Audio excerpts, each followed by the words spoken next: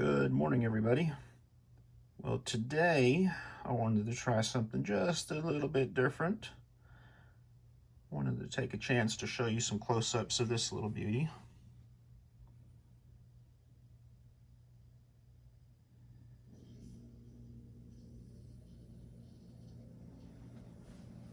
Don't know for sure how well this will come out.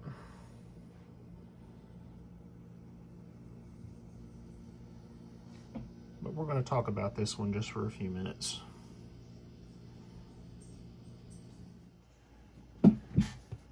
Okay, folks, so what do we have here? Like I said previously, this is the Kimber K6S in 357 Magnum. I haven't shot it a whole lot, but I can tell you so far that this gun is wow level is the best way that I can describe it.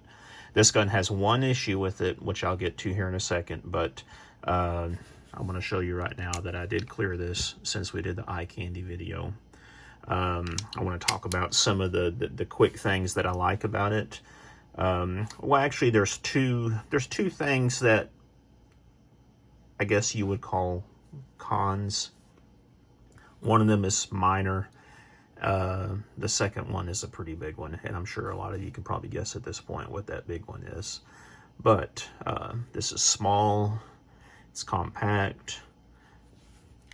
The big thing is right here. You've got 6 rounds of 357 Magnum, or of course obviously 38 special capability, whereas on most of your J frames the challenge is you only have 5 rounds. Now I'll be the first to tell you, I have carried a J frame a lot for a lot of years, and I have never felt under gun with just 5 rounds of 38 special plus P. But it is nice knowing that we have this, which is pretty much the same size as a J frame with 6 rounds available.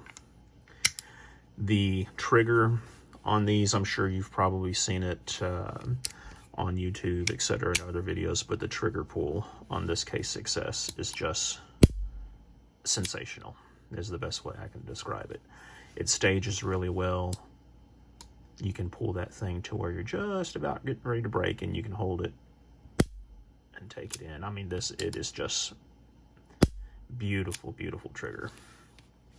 I like the cylinder release. Anybody that is familiar with riggers will be familiar with this push button type cylinder release, and the fit and finish on this is just immaculate. This particular model has the 3-dot sights, which I really do love, versus some of the small sights that you have on the J frames. I like that they have taken a lot of extra touches on this. There's very, very few sharp edges on here. You can see how they rounded the sights here, where this will come out of your pocket easily. Even the side up here has had the edges on it rounded slightly. And then of course, the barrel bushing facing area, the places around the crane, just everywhere on it has been kind of melted. I think actually Carr is the one who had the melt terminology on their carrying revolvers. But what I wanted to do is just show you a quick video of this, and there's plenty of videos out there. There's plenty of videos out there of guys shooting this, but I just wanted to take a moment and give you guys some nice close-ups of this revolver. So we'll do a little bit of eye candy here again. Nice little touch on the palm swell with this machining. You can see that crimson trace is who they contracted to make the grips for it. Another very nice touch, rather, you haven't caught it. The cylinders are countersunk, so when you insert a round, you can see that sits flush. Very, very, very nice touch. So let's do a couple of quick size comparisons here. Okay, guys, here we have 2 different J frames in the Kimber. The closest one of these J-frames obviously to it will be the 640. The 640 is a J-frame that does have a little bit longer barrel, all stainless, and it is chambered. This particular one is chambered in 357 Magnum. You can see though that it is only 5 rounds. The 642 is the one that most people are familiar with. And let's get this safe here. You can see here that the cylinder width is just about the same. As a matter of fact, I wish I had brought my micrometer up here. Very close similar. But you can see there is a good example of the sight picture, the 642 versus the sight picture of the K6. So, let's get some weights on these. Okay, so I do a lot of selling of buying and trading of pool cues. So one thing I always do when I'm weighing is confirm my scales are accurate. This is a 500 gram weight. Should be 17.6 ounces. And there we go. So the first one we'll look at is the Kimber. This is loaded with, I think these are 130 something grain 357 Magnum. 26.2 ounces. Let's take a look at the 640. Again, loaded with 5 rounds of 357 Magnum. 26.1 ounces. And let's take a look at the 642, loaded with 38 Special Plus Ps. 16.9 ounces. And just for the heck of it, we'll throw a monster out here. This is a GP100, what do they call it? 4.17 inch barrel or something like that. 42.6 ounces. That's a monster. But that's the one that you want to play with when you're shooting at the range.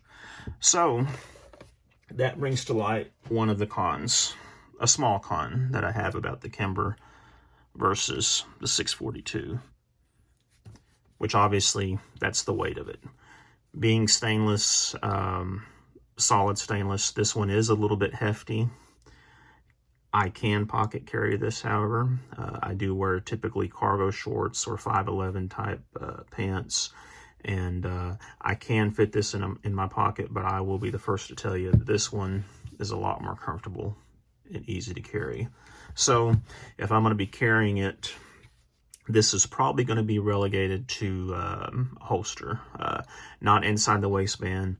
I'm a big guy. Inside the waistband holsters are not very comfortable for me. I'll probably wear this in an outer waistband holster and then just have my t-shirt hanging over it.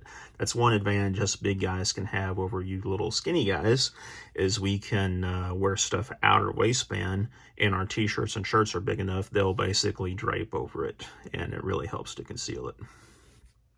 The second biggest con I have on this Kimber is obviously the price.